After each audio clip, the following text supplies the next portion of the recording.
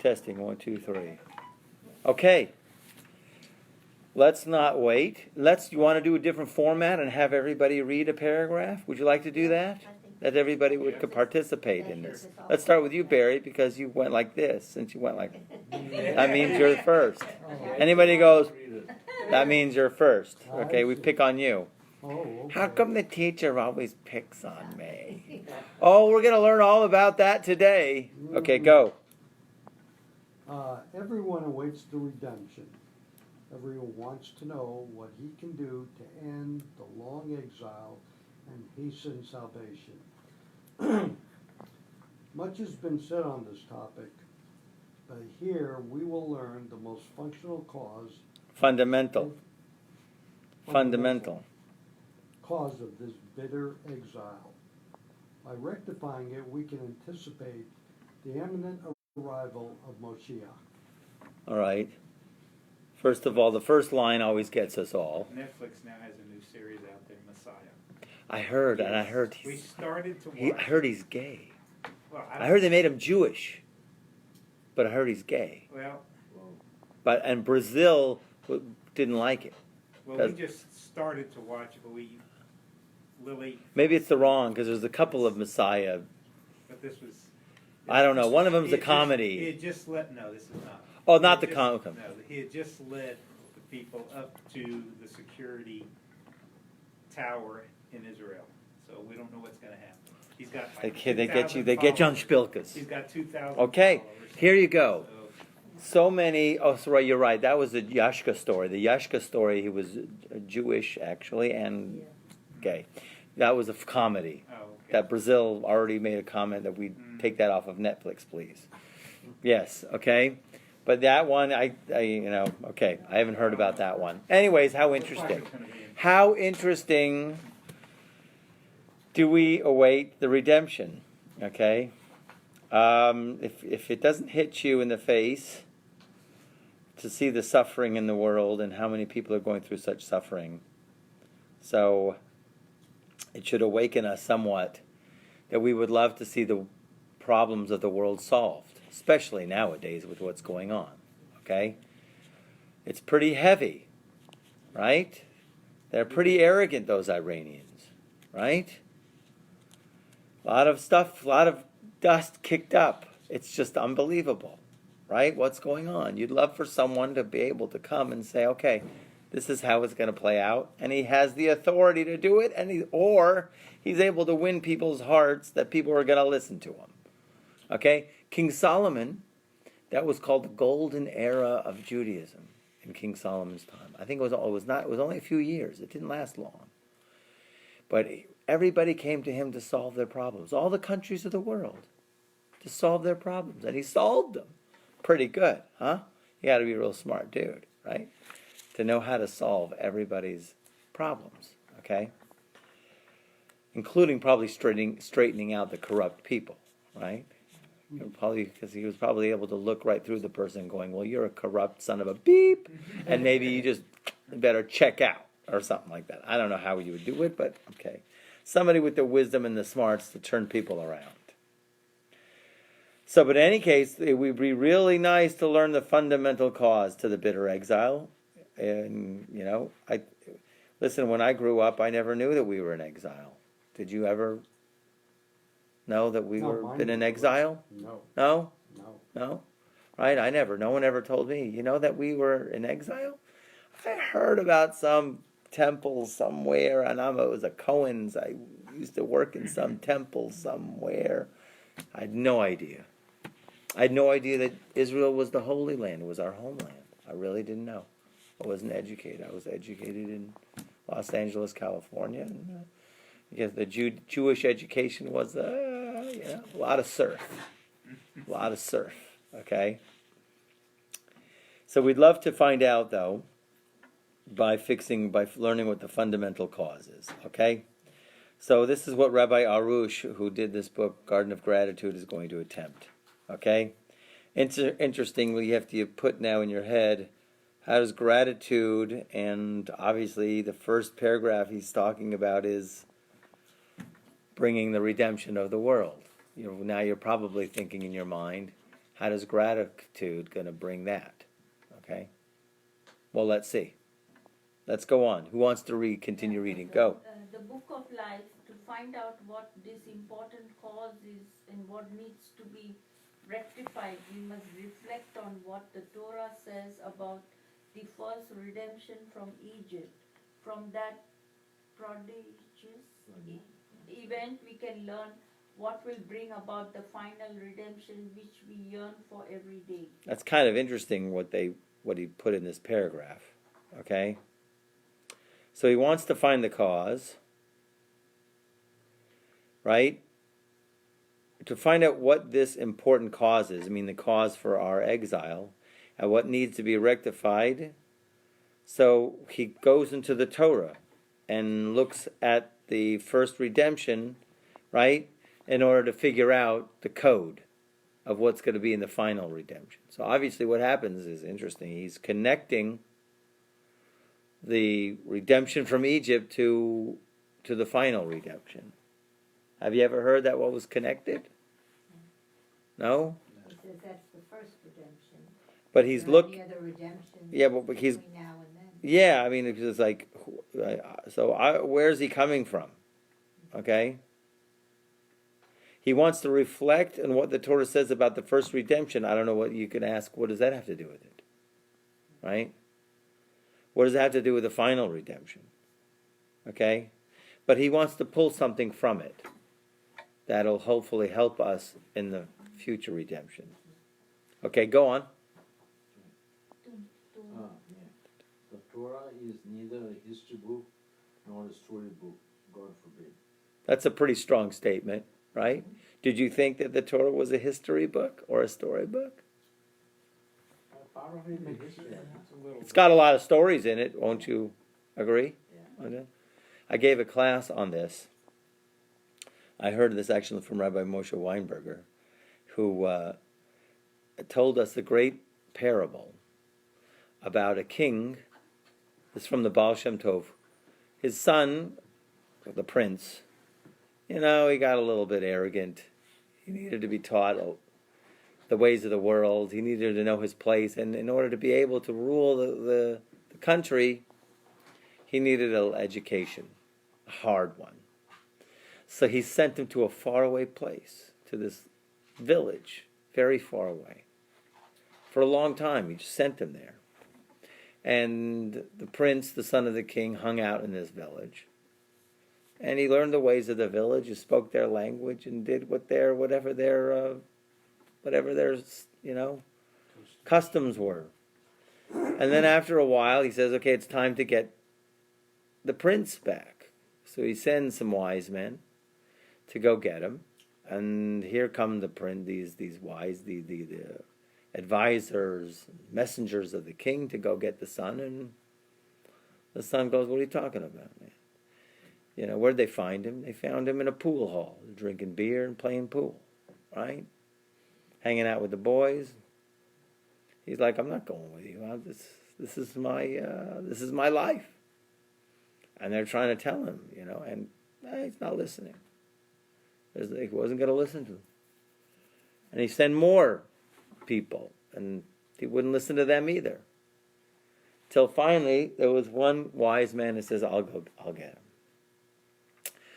And he went to go, but of course, before he went, he studied the village, and he studied their mannerisms, and he studied their language, he studied their lingo, he studied their habits, and he studied how they talk. And of course, he went ahead and got himself a leather jacket, a Harley Davidson, and rode up and went to the pool hall, and he's shooting pool and drinking beer, and he's talking with the son of the prince. So the son of the king. So the prince has a connection with the guy, right? And they talking, and eventually he's able to bring the prince back to the palace. So what do we learn from there? Okay, there's so many dynamic stories. It's also a very similar story Rabbi Nachman brings called the Turkey Prince, where the prince of the son of the king makes like a turkey under the table, and right? Very similar. But the question is, what is that compared to? So he brings an unbelievable thing of what that's compared to. That it's compared to, actually,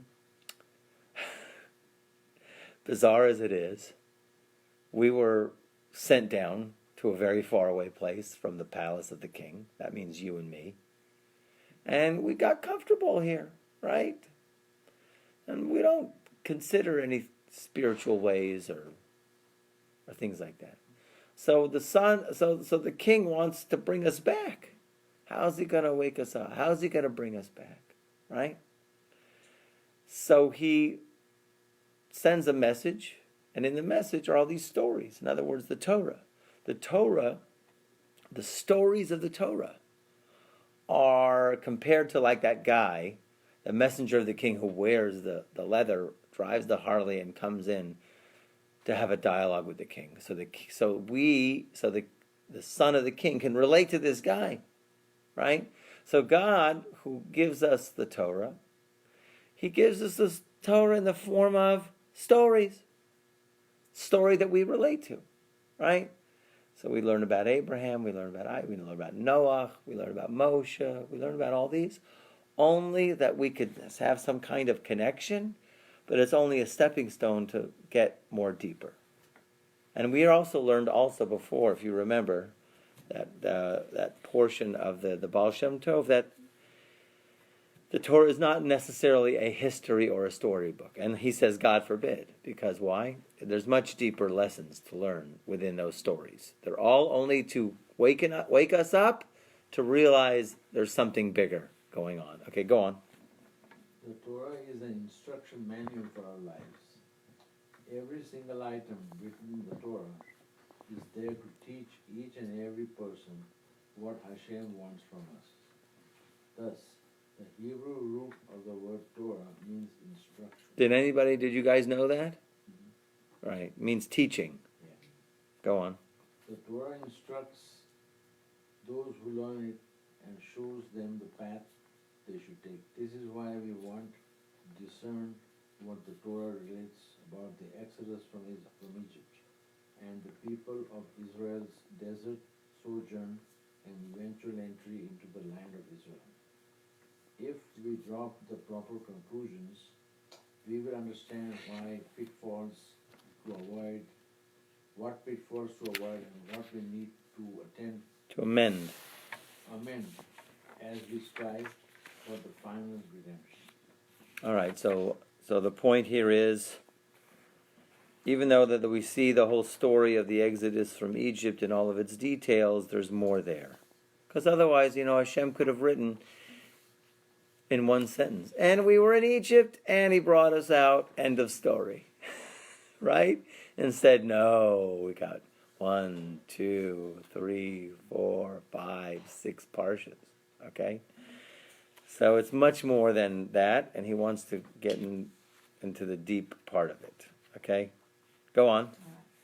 Self-pity and complaints. From the very beginning of the redemption process, when Moses came to free Israel from Egyptian slavery.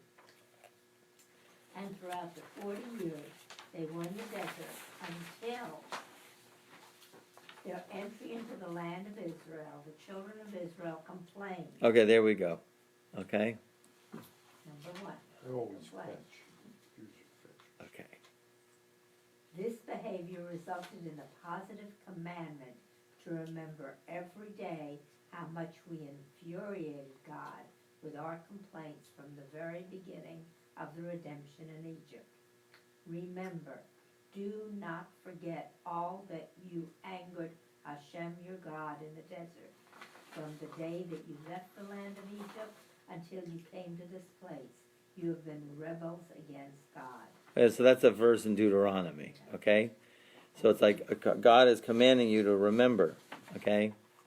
Israel's negative character trait of complaining was the main factor that angered Hashem. Okay.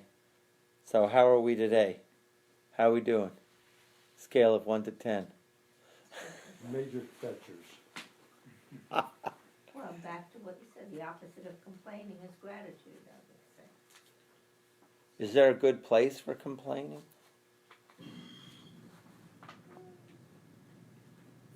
There's a time for it. Is there a time for complaining? Oh, yeah. Where's the time? Things aren't going right. that are, that can be fixed. Is that subjective or is that objective? Well, you can complain that it is very hot in here. Will somebody please adjust the thermostat? I mean, Perfect. this Perfect. is an example. Perfect. But that's, but complaining does nothing. It's a statement of fact. Let's adjust there's a difference between a fact, like you said, it's hot, or, oy, how can it be so hot? Or Okay. the Yeah. fact that you're out in the middle of the desert and say, "Dadgum, it is hot out here," and there's not a thing you can do Good about it. about it. Okay. So I mean, there's So different times to complain if something can get done, and there's times to just complain. And what difference does it make? okay. So we have we have two types of complaints. Yeah. Okay. One is you can't do anything about it, Right. and then the other is you can do something about it. Mhm. So you're saying one is a kosher complaint and one is a non-kosher, if I could use that word. Yeah. One is you're just mouthing off for no good reason. Okay. However you want to call that. Okay. So do you think that the Jewish people? Well, let's see. He's going to bring the examples. He's going to kind of like unravel it for You us. can be complaining to yourself. I mean, not to anybody. You're just making a statement. But what you said really Conversation. what you said before is really keen, because I noticed that, and it's very important. And I guess what we have to learn is how to distinguish, Mhm. because on one side of the coin, you could be completely content with everything, and sometimes it can get to such a point where you're so content, there's no room for improvement, right? So, yet we all know, in a certain sense, deep in our souls, somehow, I don't know, some of us are more stronger than others, are much more keen to see what's lacking when we walk into a room and try to do something to fix it. And some people are okay, right? You could use the heat, maybe that's subjective unless it's really hot, right? Like, can you do something about it or can you not? So let's say certain times, for the sake of making the world a better place, let's go global. Making the world a better place, you need to see what's lacking. Yeah? No?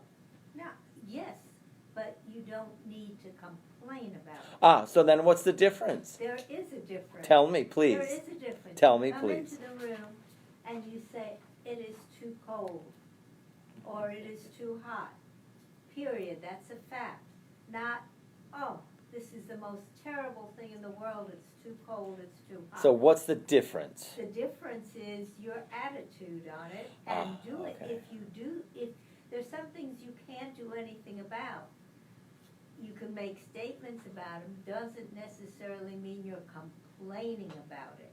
And I know this is semantics, but I think the whole- Complaining, so you added the word Complaining. attitude? is attitude, complaining. Is it in the words necessarily?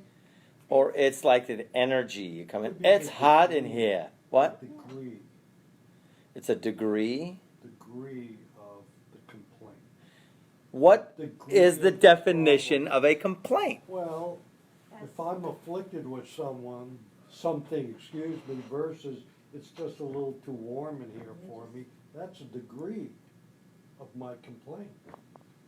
Or is it a complaint or next- is it an observation? Next step. It's just No, Is it's a not an is there observation. such a thing as now degrees of complaints? Like a Right, little exactly, versus yeah. like, oi! Yeah, is As you're this gonna a- see. Is this a 1 to 10 on number 8? What is the definition of a complaint? When you gripe to someone Yeah. versus an observation, oh, it's hot in here, or, hey, it's hot in here, will you do something about this? Okay, which one was the That's a complaint? I complaint. missed it. There's a A or B Complaint because is they when both you're seem the asking same. someone to fix the problem. Okay, That's so the complaint. a complaint is asking someone to fix a problem? Yeah. What's wrong with asking someone to fix a problem? Well, that's the difference between, oh, it's hot in here, okay, it's an observation. It's hot in here, would you please fix something? Do something about it? That is the complaint. Well, the question is if you can do something about it or not. Well, yeah. If you can't do something about it, so then maybe it would be a complaint. Well, even if you. But what Barbara Yeah, was saying, there's an energy. There's an energy. Somebody- It's a tone. Is it a tone? The definition they give here is as a noun, a statement that a situation is unsatisfactory or unacceptable, which is not. Okay, that's interesting. Subjective though. It's subjective, so. Unsatisfactory or or unacceptable. If something is unacceptable, A medical condition, but if yeah. something is unacceptable, what's the problem with that? You know, I use that word all the time. I used to run the kosher VOD in San Antonio. Okay, I was head of the agency that made sure that all of the events, the catered events, were kosher. And the caterer, we go through the menu, and everything's got to be kosher. And and all of a sudden, what happens? They pull off the truck 2 hours before the event, something that is not acceptable. The item is not acceptable. I have to call the person and say, this is not an acceptable item. Unless you can produce a certificate, a kosher certificate. What, am I complaining? No, It's not acceptable. that's not complaining. That is, you've made a statement that it is unacceptable. Complaining is, boy, how could he not listen? Oh, she said the magic word. I was waiting. Where's the duck? Where's the Yeah. duck?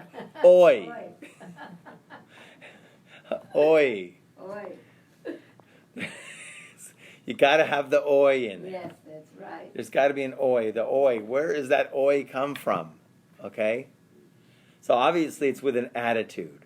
But I'm just, what's the attitude? What is it? What is it?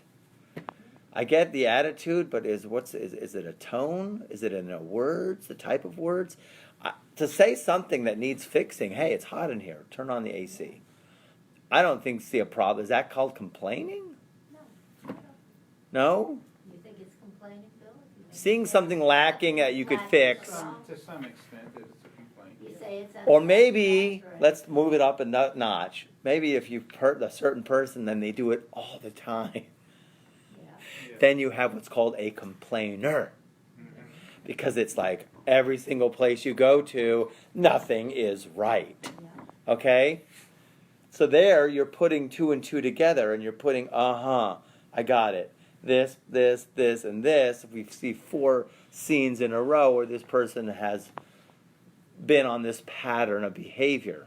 Trying to get attention. Okay, we can read all into it. I don't know if the children of Israel were getting into attention. Let's see, he's going to help us. He's going to string out a couple of examples, and hopefully we can get into it. Okay, who's next? I am. Bill. Okay. No, the next one, anyone. Anyone who carefully reflects on the Torah portions that deal with the redemption from Egypt sees that time and again the Torah describes the complaints of the people of Israel in all sorts of situations and trials that they endured. Keep going. The first example is from the dawn of the redemption, when Moses first asked Pharaoh to let the people of Israel out of Egypt. Pharaoh refused and instead intensified his decrees. Immediately, the children of Israel complained against Moses and Aaron and blamed them for making things worse, saying accusingly, "May God see you and judge, that you have made us abhorrent in the eyes of Pharaoh and the eyes of his servants, giving a sword in their hands to slay us." Do you see a complaint in there? Do me a favor. Can you go get me a chumash? Go get me a Bible. Barry.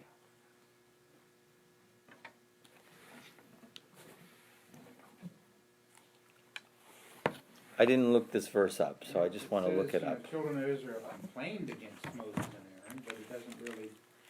Well, we know the storyline. We know what happened, right? Yeah. Right. The very first time Moses went to Paro and said, God appeared to me and you let the people go. And of course, Paro did not let the people go. As a matter of fact, he made their work harder. Okay? And then what happened? By making them now, they had to make their bricks, right? Without straw. Okay? So one second, I'm just, to manipulate this book here, you gotta turn a lot of pages. Okay. Where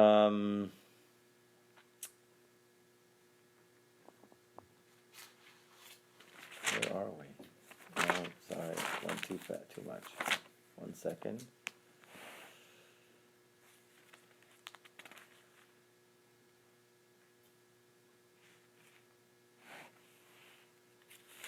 Does it say what verse there? 5:21. Okay, Exodus 2, 3, Exodus 4.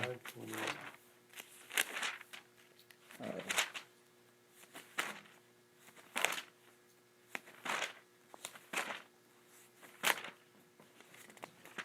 I think they skipped it here.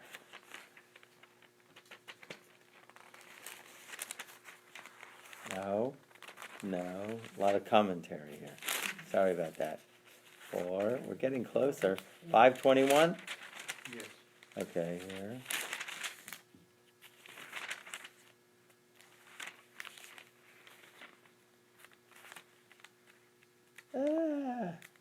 Okay, here we go. 21, it says. No, that's not it. No. Verse 21? Yeah. That's what it says. That's wrong. Okay. 1 second.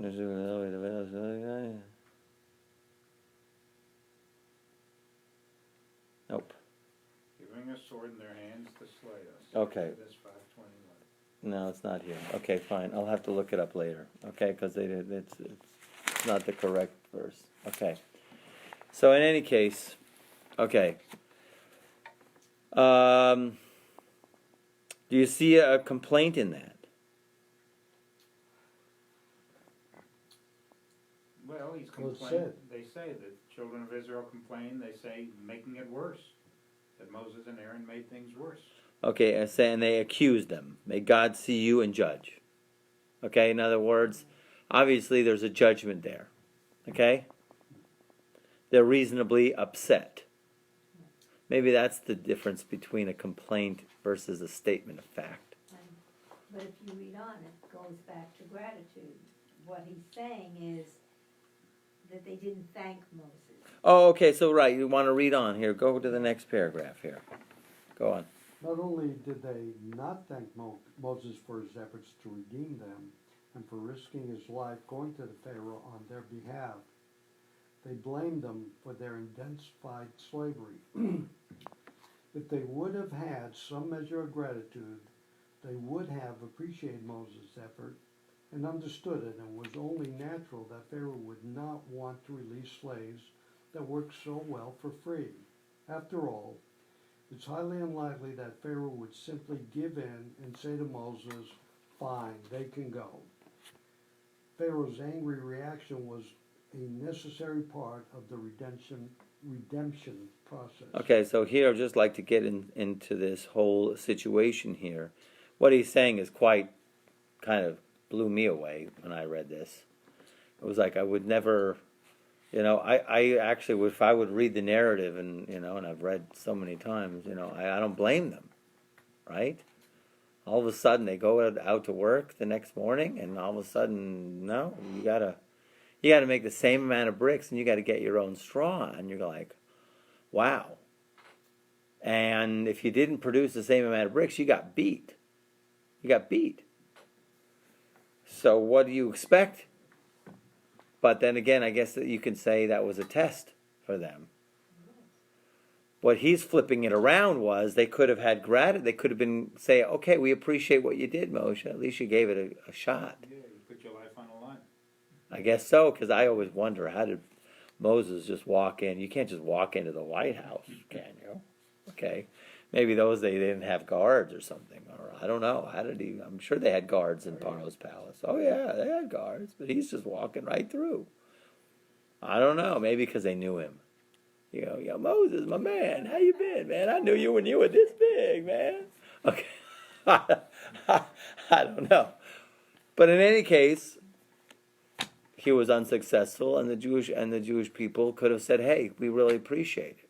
I mean, what a flip! Would you ever think that they should have been appreciative if you've ever read this narrative before? Would you ever come up with that? Instead, they were like complaining. It's almost like you probably would read it and say, yeah, it's normal. Yeah. He's saying no. He's saying, Well, he's at a higher level. well, that's pretty. I think that's a high expectation, don't you think? If they would have had some, he said, if they would have had some measure of gratitude. Some measure of gratitude. So here we see the idea of some measure of gratitude, not full gratitude, but some measure of gratitude, and not, I guess, blame Moshe. Okay, Does that even count for them to think that way? For them to blame Moshe, or to think, or to have. To even address that, well, he at least tried, as you said, but even in that itself, is that really lack of appreciation? Not giving him full, recognition that he did that, or did it in a behalf for their good?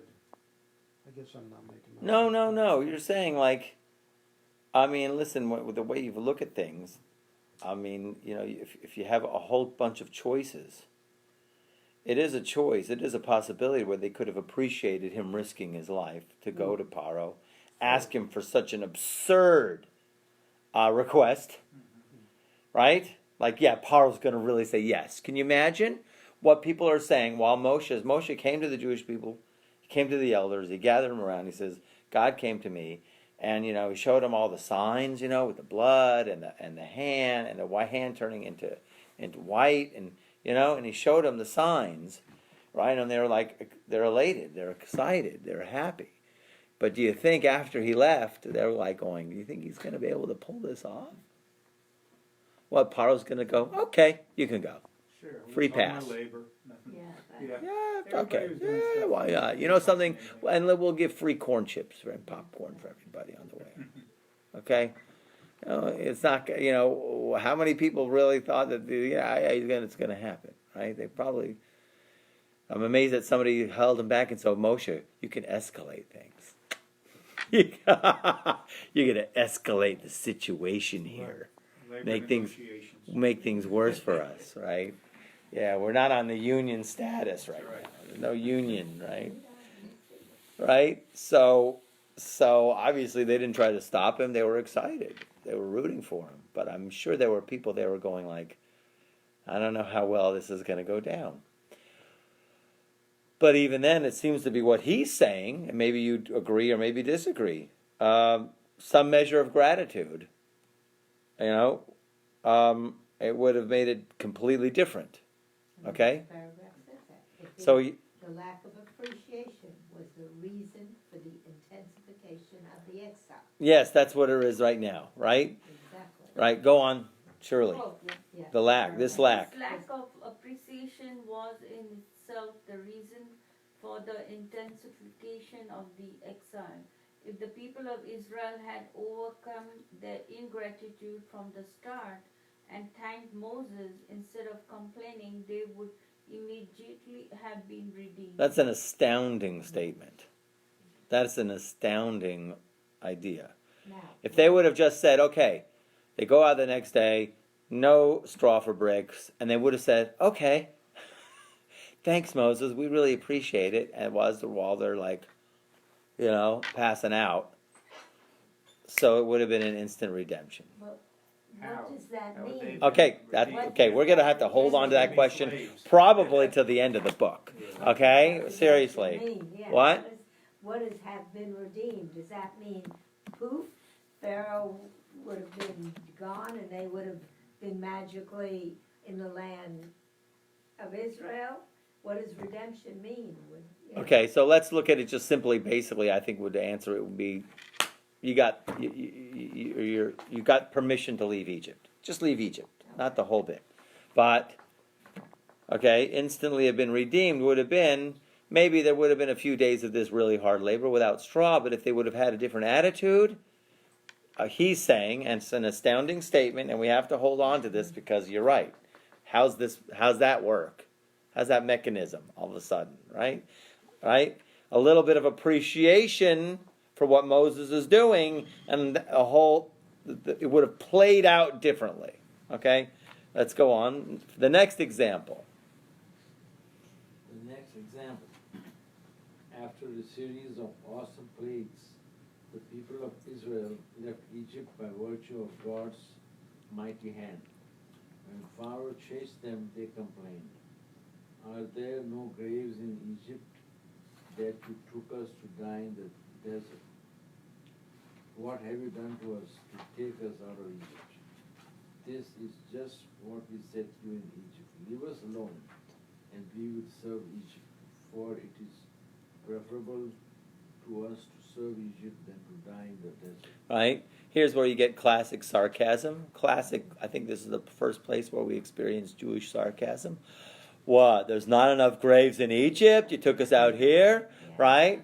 It's like Jackie Mason. Okay? So, but obviously the idea here is this is looked at as a complaint, according to Rabbi Arush. Right? What have you done to us to take us out of Egypt? This is just what we have said to you in Egypt. Let's go back. We would have stayed. We would have been fine there. Okay? Does everybody agree this is a complaint? Reasonable? It's a complaint, not reasonable, but it is a complaint. Right? Okay? Yeah, why did you do this to us? Why, what would you have expected them to say? What else could have been said? Let me just ask you. What else could have been said? Don't forget, what's this happening here? When they said this? Okay, let's read the next paragraph and then we'll have a little bit more flavor for what's going on. Right. We can understand that the situation was dangerous and frightening. The sea was in front of them and the Egyptians behind them. But certainly everything was orchestrated by the Creator, who was fully aware of the level of difficulty of this test of faith. He, in his divine wisdom, willed that the children of Israel be tested. They had the potential to overcome the trial. Okay, so we got now, the idea here, it's the parting of the Red Sea. The Egyptians are chasing them. Actually, the Midrash says that they couldn't go up or down the beach because there were lions, go figure, on the sides, right? Like packs of lions. They couldn't run up and down the beach. So it was that way or this way. Or those ways was also dangerous. Okay? So where did the lions come from? Because I've never read or heard that. God brought lions to make sure. But I've never read or heard it. I mean, it's one of those. It's a midrash. Yeah. Okay. Obviously. Yeah. But the idea here is we know that it's a tight spot. Yeah. It's a tight spot. You got Egyptians chasing you, and you're on the sea, right? And here they said what they said. Okay. So obviously, I think he's got a premise here, right? That they should have recognized this is a test of faith. So, one thing I'm getting out of this, when you're in the test of faith, don't complain. If you figure out what a complaint is, we've got a little bit about it, but we really haven't gotten to really what is a complaint. Because on one side, you're allowed to make a statement of truth of something that needs fixing. The other side is, what's your tone? What are your words? You're more like, I think, tone. Okay? Well, these people had no faith at this point. I would agree with you in a certain sense. They did see the 10 plagues. They did have a kind of when you think it's bizarre, it's 10. It's not one plague. Mm-hmm. It's like they had one plate or a bowl of water, and if an Egyptian would come with a straw to pluck it in to drink, and he would suck, it would be blood for him. That's kind of bizarre, okay? And all of the plagues was like that, where the Israelites were completely cushioned. They didn't experience anything like that. So you think okay, and Moses is going around to everybody telling him, there's a God, and he runs the world, and we're going out. So out of faith, they followed Moses out though. Yeah. It's true. Testimony. That is true. That is true. Right? Yet, here they're in a tight spot. Yeah. And what are you going to say? Have faith. But Have faith. Got you this far. all right. And I think Moses told them that, but they still went, what? Not enough graves in Egypt? You got to take us out here to kill us? Right?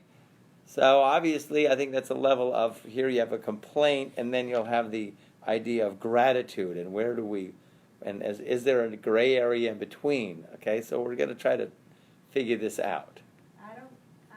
And I don't know if I remember this correctly, but by the time the 10 plagues had finished, were not the Egyptians saying, get out of here?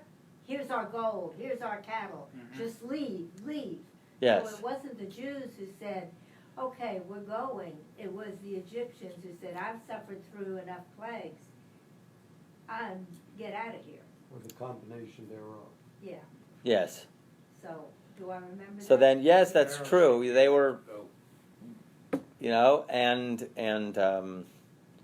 but still, nevertheless, obviously 3 days later, they turn around, They and turn here around, comes the yeah. Egyptians chasing after them again. And you understand, these people are going through a whole, they're probably going through a lot of shock, because, they've never, here they are, they're so used to being enslaved, and they're so used to having the master, and they're so used to having they had a level, we'll call it that, as much as you'd call it that, a comfort zone, if you call that comfort zone, but it was something that was familiar. So now they're in an unfamiliar And they've been in Egypt for a long time. These are generations you're looking at, right? I think it was 210 years, right? So It was a way of life. the way of life, right? And so here, all of a sudden, they're breaking out of the mentality, but obviously, what he's really saying is they could have had a different attitude. Yes.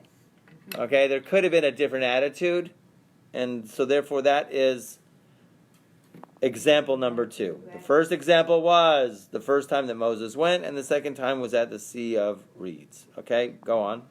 Who's reading now? Bill. No. Okay. The difference between successfully withstanding the trial and failing it was dependent only on their level of gratitude. Did they recognize and fully appreciate God's miracles up until then, or deny them? God forbid. Gratitude is not contingent on lofty spiritual heights, but rather on something very basic. A decent human being will express gratitude and not forget all the kindness that God performs for him every single day, much less outright miracles. That's a huge thing. So he looks like he puts two sides. Performed Okay, for him. express gratitude. Cut off the top Yes, sentence. something. Oh yeah, well you guys are not going to have it, but I'll help you out here because I got the book. Something or favor. That's good. Yeah, okay, here, go on. A person must never forget a kindness or favor that anyone, go on, performed. Performed for him. The people of Israel should have remembered the myriad of miracles and wonders that God executed, namely the 10 plagues and everything that followed. They should have recognized and appreciated how tirelessly Moses worked on their behalf for the exodus from Egypt and subsequent redemption. Moses, after all, was in danger no less than they were. They should have said to him, Moses, our teacher, thank you very much for all that you have done for us, but the situation is difficult and frightening. Help us, guide us. Instead, they complained, proving that they lacked basic decency. It was this ingratitude that was their downfall. Okay, so I guess what we're coming to is interesting, is the opposite of gratitude, I guess you'll call it ingratitude. There's no gray area, it seems. You're either grateful or you're not grateful, like that football player. I think I heard Dennis Prager talk about that football player who wouldn't stand for the national anthem. Oh. Took the name. I forgot his name. I don't think I can pronounce it anyways. Kaepernick. Thank you. Okay, the guy with the Nike commercials. Yeah. Okay, in any case, so he said straight out, and I totally agree with him. That's ingrate. He's not gratitude. He's not grateful for what this country has given him and what he's got has. So he wants to focus on something that's not right, and he wants to make this huge statement about it. That's an ingrate. So it seems like, does it make sense, kind of? If you would have gratitude, would you act such a way and act in such a way? Would a person, now let's push it now. If a person would have gratitude, and go for the two examples that we just came up with. If a person would have incredible gratitude, would he complain after Moses went the first time to Paro and came back unsuccessful, and they have to make their bricks without straw? If he had gratitude, what would be his statement? Okay? If you had gratitude about what God did with all of the plagues in Egypt and how Moshe was tirelessly working on the Jews. Don't forget the Jews, they had big trouble believing in all of this stuff. No matter what was going on, they still couldn't believe that Hashem was doing this for them. They had a very hard time believing it. And Moses was going around to everybody convincing them, God really loves you, He cares about you, you matter to Him. And so, if they would have had gratitude, would they said, I like what he said here in this paragraph here. Moses, our teacher, thank you very much for all that you've done for us. Oh, that's great. But the situation is difficult and frightening. Help us, guide us. Okay? That's back to making a statement. So I think it goes, like at the beginning of that page that you guys have it cut off. A person must never forget a kindness or favor that anyone performed for him. That is so big. Do you know that? And it's called, to deny it would be kfui tov. To recognize it is called hakara satov, recognizing the good. The problem is we so lose our perception all the time. I think it really all comes down to perception, right? I believe that, and I saw it in a book, and it really stuck to me. The world is in a crisis of perception. We're all in the, how you look at it.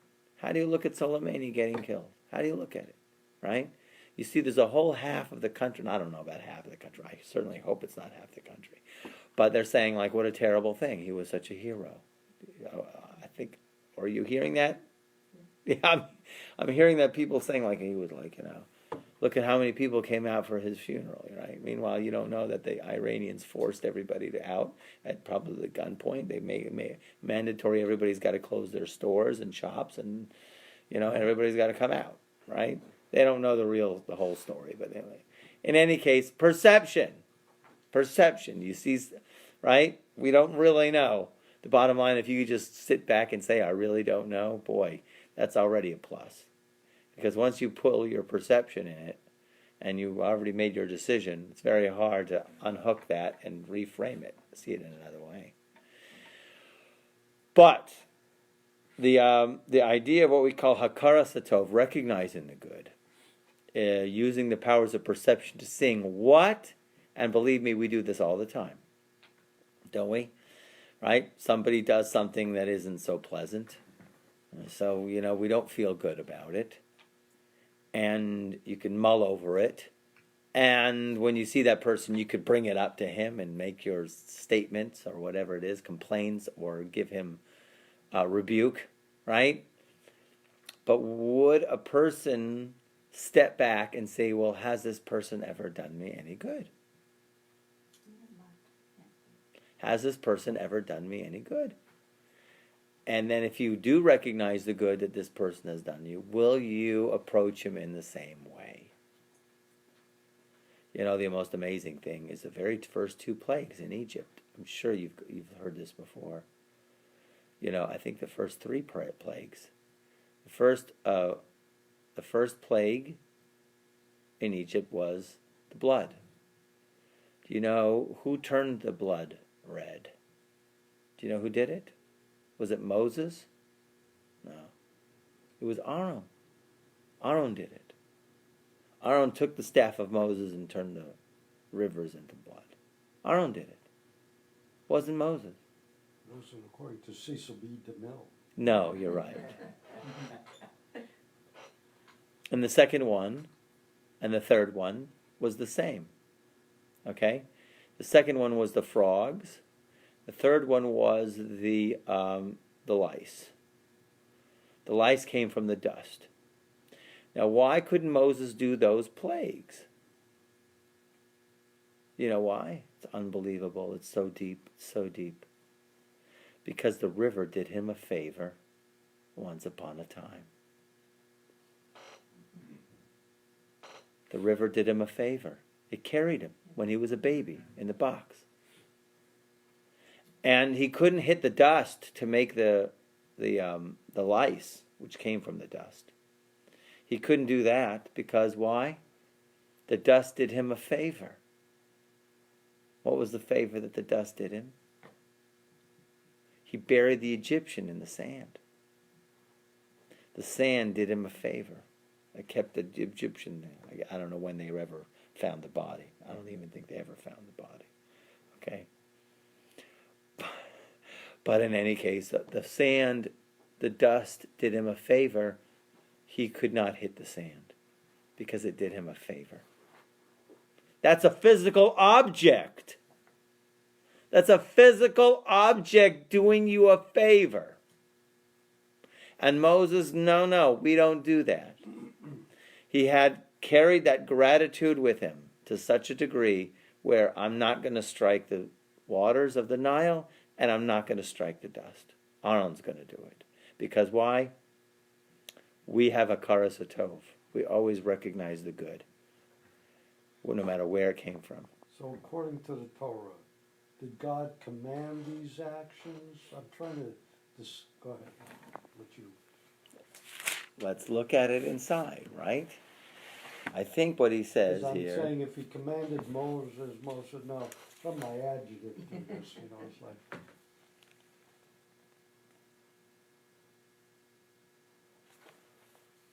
One second. Okay, that we interrupt this stage. We interrupt this narrative to bring you the entire. Okay.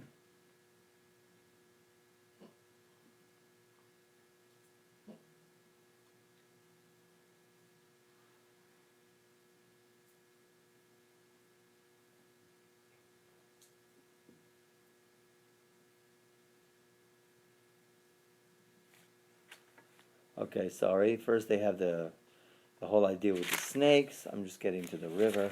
1 second. Sorry about this. I just got to turn like 10 pages to get to all the commentary here. Okay. No? Okay.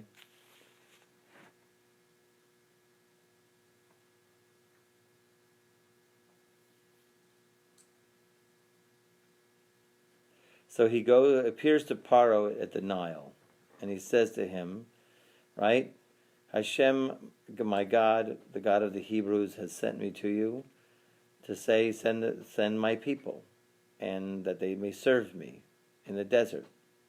And you haven't heard until now. So thus says Hashem, and this you're going to know that I am Hashem. Behold, I'm going to hit with the staff. It doesn't say with my staff. I'm going to hit with the staff, which is in my hand, on the waters, which is in the rivers, and they're going to be transformed into blood. And the fish are going to die, and right, and they're going to stink, and it's going to be really disgusting. Okay, and then Vayomer Hashem el Moshe emor el Aaron kach matcha. So here Hashem says to Moshe, tell Aaron, take the stick and spread it over the rivers of Egypt, on all of the rivers and all of the waterways and everything like that, and turn the river into blood. So Hashem told Moshe, tell Aaron to do it. Okay? Just so that we know where we are. Okay? What? That's okay. So the direct. So you see, it wasn't like Moshe. Yeah, it's kind of curious. It wasn't like Hashem saying, Moshe, I want you to do it, and Moshe said, well, you do it, right? Just pass the buck, right? So, no. He told him directly. But obviously, it was intimated and it was known and it was fully absorbed that the reason why. Now, Moshe knew completely why Aaron is going to be doing this. And believe me, that's just that's an eternal lesson for everybody. If I remember hearing a story about one rabbi, just 1 second. I remember hearing a story about one rabbi. They had a question concerning a mikveh. You know what a mikveh, the ritual bath, the Jewish ritual baths. They have to be kosher. There's certain things. They had a crack in the mikveh, and they didn't know if it was kosher or not. And they asked the Rav to come and give his decision. And, well, he says, well, thank God there's another rabbi in the town. This mikveh has helped me in my life. I will not say anything bad about it. Okay? In other words, even in this day and age, if a physical thing did you a favor, helped you in some way, we always will use our powers of perception, right, to recognize the good. And, of course, never strike it back.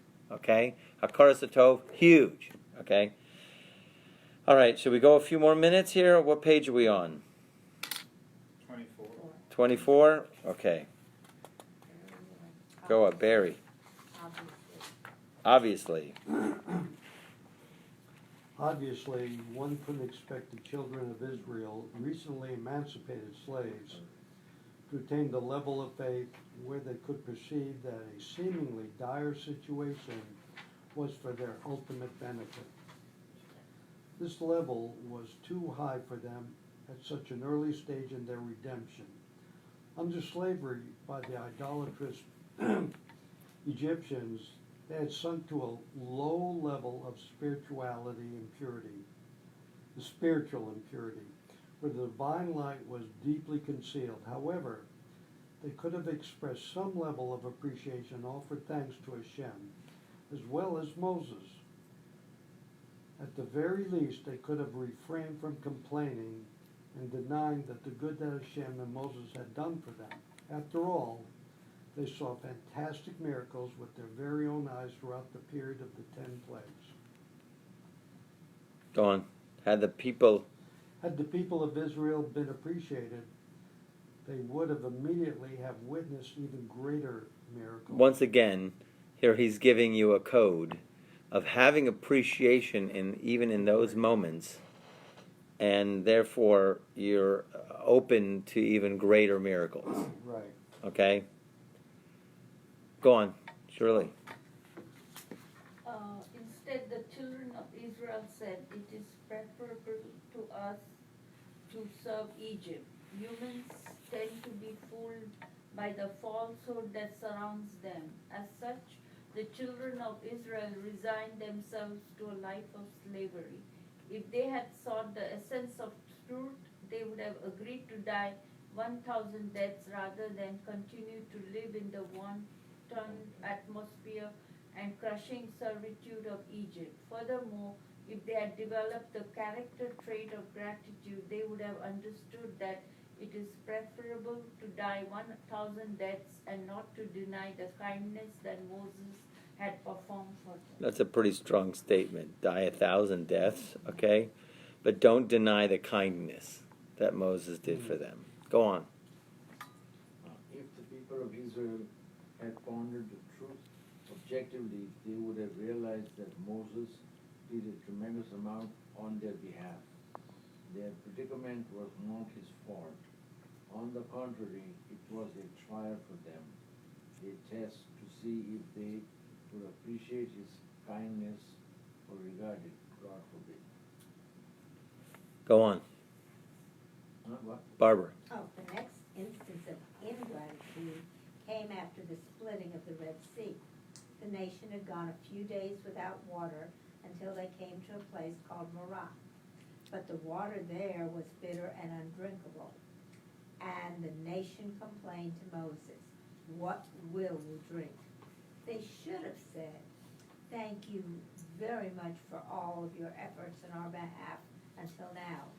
Please pray for us so that we will have water." Why did they complain? Because they had no desire for redemption. They did not want to elevate themselves from their state of darkness and spiritual concealment into a life of emunah.